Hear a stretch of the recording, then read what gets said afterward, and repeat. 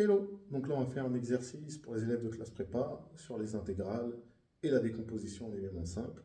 L'exercice est affiché juste ici. On le corrige. C'est parti. Donc là, on nous demande évidemment de calculer l'intégrale entre 1 et 2 de 1 sur x facteur de x plus 1, évidemment, dx.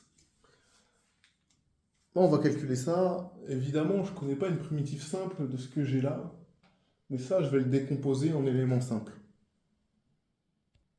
Et vous savez que vous pouvez faire une décomposition en éléments simples de 1 sur x facteur de x plus 1 de la forme a sur x plus b sur x plus 1. Comment je trouve a et b? Il y a deux techniques, je vous montre tout de suite. Pour trouver a, ça peut être assez simple.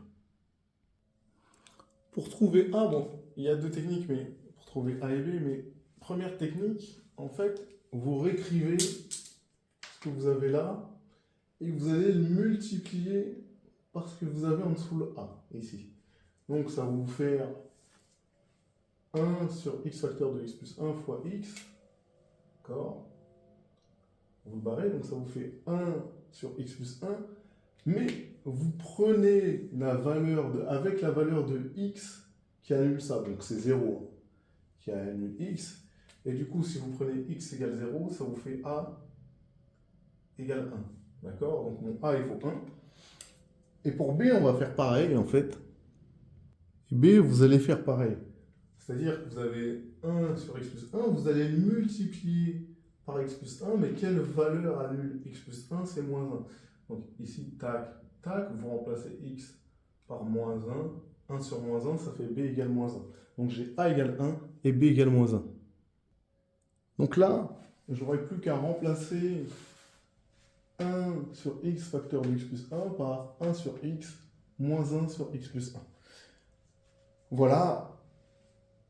Après, j'ai plus qu'à remplacer ici et je vais trouver des primitives. Deuxième technique pour trouver le a et le b, je vous explique. C'est une technique qui est juste un petit peu plus longue, mais pas beaucoup. C'est que vous allez mettre au même dénominateur ici et on va faire de l'identification. Ok, je fais ma mise au même dénominateur, blablabla, et j'arrive ici à 1 sur x facteur de x plus 1 égale a plus b x plus a. Et donc, je vais procéder de l'identification de ça à ça. Donc, le terme constant, c'est a, donc il vaut 1.